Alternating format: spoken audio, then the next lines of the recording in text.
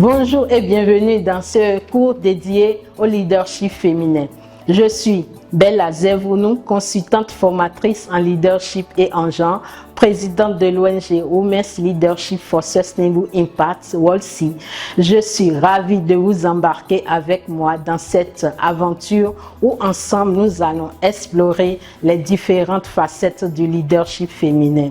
Ce cours est un espace d'inspiration, de partage et d'apprentissage. Notre objectif est de renforcer le leadership des femmes en leur offrant des outils concrets qui leur permettront d'affiner leurs compétences et d'exprimer librement leur potentiel. Au fil des séquences, nous parlerons des différents styles de leadership féminin, de la confiance en soi, du charisme, de la prise de parole en public, du mentorat et aussi des défis uniques auxquels font face les femmes leaders. Nous irons également plus loin en explorant le leadership transformateur, le développement personnel et la protection de son leadership dans des environnements parfois hostiles. Que vous soyez déjà une leader affirmée, une émergente en quête d'outils ou simplement curieuse d'apprendre, vous êtes au bon endroit. Mais nous allons aborder au prime abord les différents styles de leadership.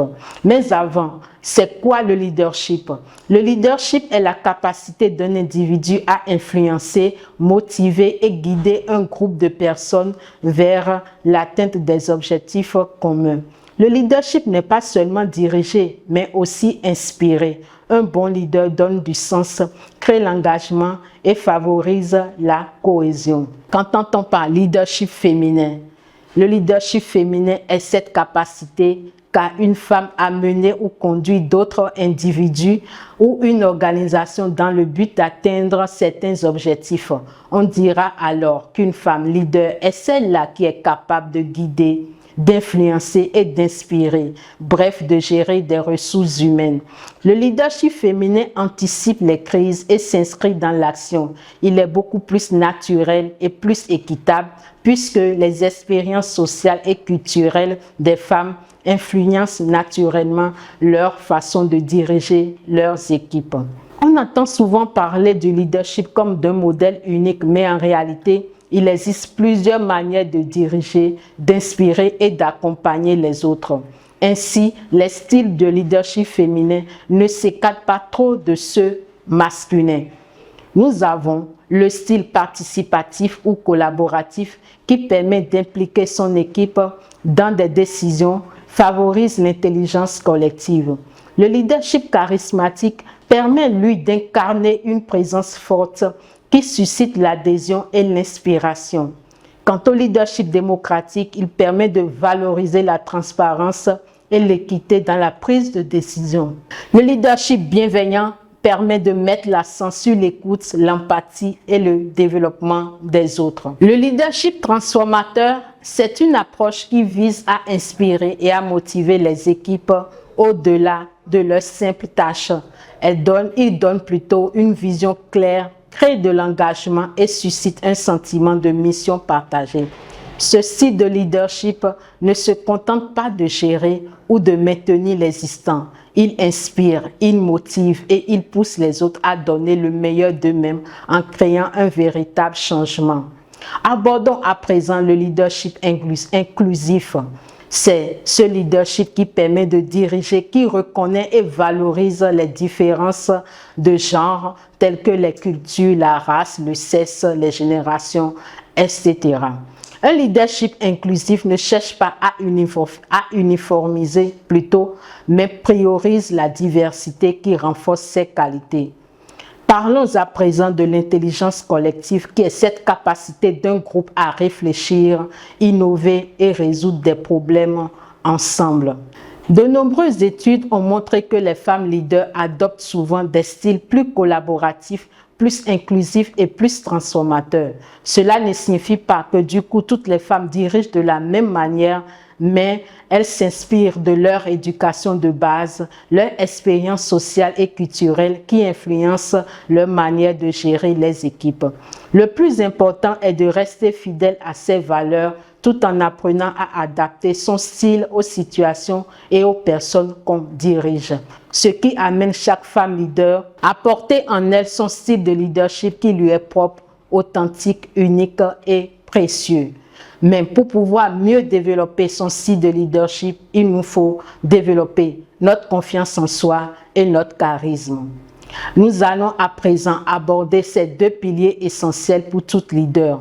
Vous convenez avec moi que sans confiance en soi, il est difficile, voire impossible d'oser prendre sa place dans la communauté. Et sans charisme, il est encore compliqué d'inspirer et d'entraîner les autres.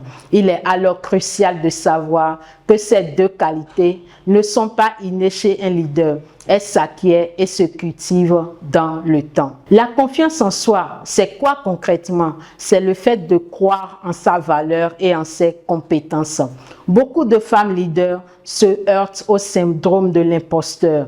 Cette impression de ne jamais être assez compétente pour, de ne pas mériter sa place, de se croire inférieure aux autres. Mais la confiance se construit étape par étape à travers l'expérience et les reconnaissances de ses réussites. Pour se persuader d'avoir gagné confiance en soi, il suffit juste de regarder dans le rétroviseur, en visualisant naturellement les succès et les défis relevés au fil des années pour en être là où nous sommes aujourd'hui. Ceci est un vrai catalyseur pour se booster le moral et se persuader qu'on peut en faire chaque jour un peu plus. Le charisme ne se limite pas seulement au fait d'avoir de la prestance, d'être bien habillé par exemple. Le charisme, c'est plutôt la capacité à capter l'attention, à inspirer confiance et à créer une connexion émotionnelle avec les autres. Le charisme se nourrit de l'authenticité, le fait d'être aligné avec ses valeurs et principes et avoir cette capacité de les transmettre. Pour tout leader, il faut l'art de la prise de parole en public et de la négociation. Abordons maintenant deux compétences indispensables, que ce soit pour présenter une idée, défendre un projet ou convaincre un partenaire. Savoir parler avec conviction et négocier avec assurance fait toute la différence. Pour bien parler en public, il faut surmonter la peur. La plupart des personnes ressentent du trac avant de parler en public. C'est tout à fait normal. La clé, ce n'est pas d'éliminer le trac, mais de l'apprivoiser et de le transformer en énergie positive. Quelques techniques pour captiver son auditoire. Il faut bien structurer votre discours, une introduction claire, un développement simple et une conclusion mémorable. Utilisez des histoires à travers des récits pour captiver l'attention. Soignez votre voix et vos silences. C'est varier le ton, articuler et laisser des pauses pour donner du poids à vos mots.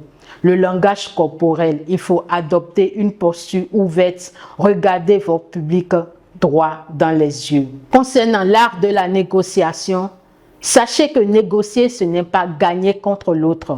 C'est trouver un accord juste et bénéfique. Trop souvent, les femmes hésitent à demander ce qu'elles méritent. Pourtant, négocier, c'est s'affirmer. Une bonne négociation repose sur 3 piliers. Bien se préparer, c'est connaître ses propres besoins, ses limites et bien maîtriser son argumentation.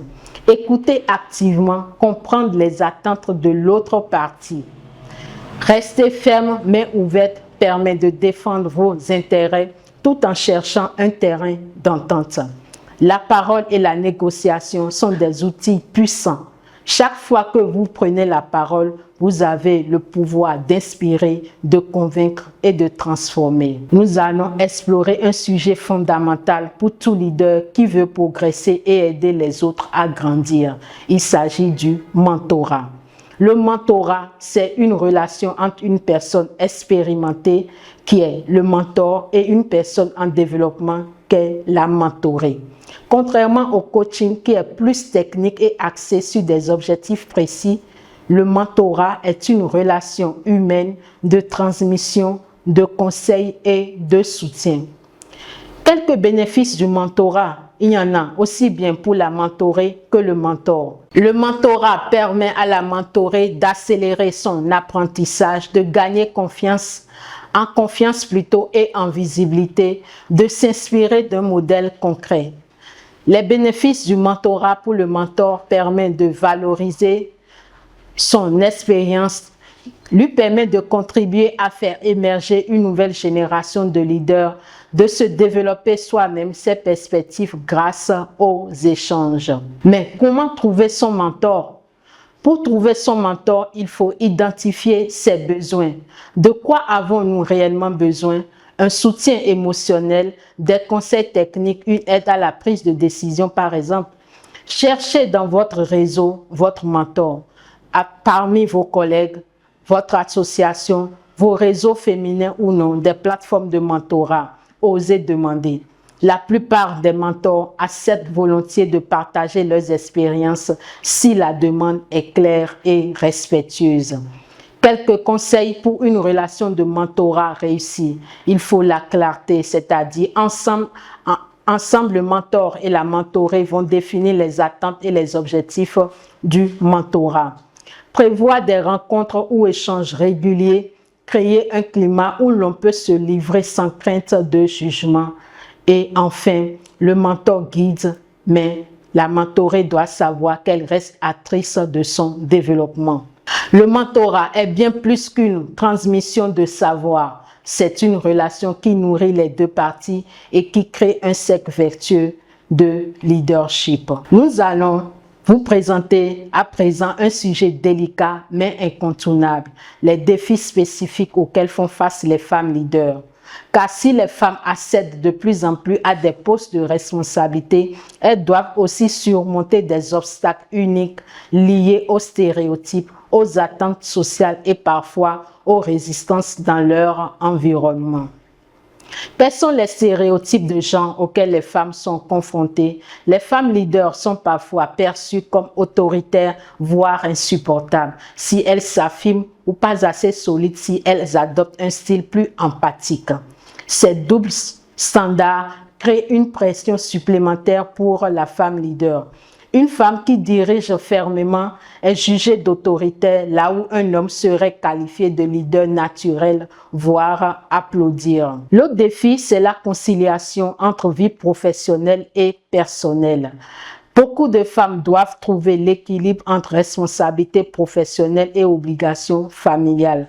Cela peut générer une surcharge mentale et un sentiment de culpabilité. Pour ça, les femmes doivent apprendre à déléguer, fixer des limites claires et se rappeler qu'une leader n'a pas à faire tout seul. La résistance dans certains environnements, dans des milieux majoritairement masculins, que ce soit en association, en entreprise ou au sein de sa propre communauté, la femme doit constamment prouver sa valeur, car souvent sous-estimée par ses capacités de leader. Cela peut mener à un isolement, voire à de la fatigue émotionnelle. Quelques stratégies à présent pour surmonter ces défis que nous avons cités. Confirmer sa légitimité est la première des stratégies. Se rappeler en tant que femme que vous êtes là par compétence et non par hasard. Construire et activer son réseau relationnel. Prendre soin de soi et avoir un mental solide. Apprendre à dire non. Refuser la surcharge ou les tâches invisibles qui freinent votre progression. Les défis ne vous définissent pas. C'est la façon dont vous les relevez qui fait de vous une véritable femme leader. Protéger son leadership face à l'harcèlement, un sujet sensible mais essentiel. Dans le parcours d'une femme leader, il peut arriver plutôt qu'elle fait face à des comportements toxiques ou discriminatoires. Savoir les reconnaître et se préparer est crucial pour préserver son intégrité et son autorité. Mais c'est quoi le harcèlement? Nous allons aborder directement les 3 types d'harcèlement auxquels les femmes sont souvent confrontées. L'harcèlement moral pour commencer, c'est cette pression répétée, critique injustifiée, isolement, préjugé de tout genre. L'harcèlement sexuel, que sont les avances, gestes ou propos à connotation sexuelle non désirée. Les discriminations professionnelles qui sont des blocages dans l'avancement, inégalité de traitement. Quelques stratégies de protection, c'est bien connaître ses droits, s'informer sur la législation, les procédures internes et les recours possibles. Documenter les faits à travers des notes, des emails, avoir des témoins, cela peut être crucial en cas de signalement. Cherchez du soutien parmi vos mentors, collègues de confiance, réseaux professionnels ou associations. Maintenir sa posture de leader, quels qu'en soient les résultats, c'est de rester professionnel, assertive et claire dans sa démarche. Faire de la prévention et de la résilience ses alliés en mettant en place des limites claires. Savoir dire non, c'est très important en tant que femme et se faire respecter. Développer constamment la résilience, renforcer son réseau et protéger son leadership face à l'harcèlement, c'est protéger sa carrière, sa santé mentale et son impact. Mais comment créer son plan de développement personnel? Nous allons aborder un outil concret et puissant pour tout leader, qui est le plan de développement personnel. Vous vous demandez qu'est-ce qu'un plan de développement personnel? C'est ce document ou un outil qui identifie vos forces, vos axes d'amélioration et les étapes pour progresser. Il sert à structurer votre croissance personnelle et professionnelle. Il peut inclure des compétences à développer, des formations à suivre, des expériences à acquérir et des objectifs à atteindre. Quelques étapes ou les étapes pour créer son plan de développement personnel. Au prime abord, il faut faire un bilan personnel, recenser vos forces et vos talents et quels sont vos points faibles à améliorer. Ensuite, vos objectifs doivent être définis et être SMART, c'est-à-dire spécifiques, mesurables, atteignables, réalistes et temporellement définis. Il faut identifier les actions concrètes à mener. Se planifier et prioriser, c'est découper vos objectifs en étapes réalisables et suivre vos progrès. Évaluer et ajuster régulièrement en faisant le point tous les mois de façon périodique pour ajuster vos priorités. En définitive, le leadership féminin n'est pas seulement une question de représentation, c'est un véritable levier de transformation pour nos sociétés. Chaque femme qui ose prendre sa place, affirmer sa voix et partager sa vision ouvre la voie à d'autres. C'est le moment de rendre un vibrant hommage à toutes ces femmes qui impactent de par leur leadership nos communautés. Il s'agit de Ellen Johnson Sirleaf du Libéria, première femme élue présidente en Afrique, lauréate du prix Nobel de la paix. Elle symbolise le courage et la gouvernance éthique. Nous pouvons identifier Ngozi Nkonjo du Nigeria, directrice générale de l'Organisation mondiale du commerce. Elle milite pour une économie mondiale inclusive et équitable. Et nous rendons un vibrant hommage à toutes ces femmes leaders de notre temps en Afrique et partout à travers le réseau des femmes leaders pour le développement, dont la présidente est Dossi Sekon Gloria Agué du Bénin, qui défend les droits des femmes et l'égalité des sexes. Alors, souvenons-nous, le changement commence par nous, dans nos choix quotidiens, dans nos actions et dans notre manière à inspirer. Continuons à bâtir ensemble un leadership inclusif, audacieux et durable.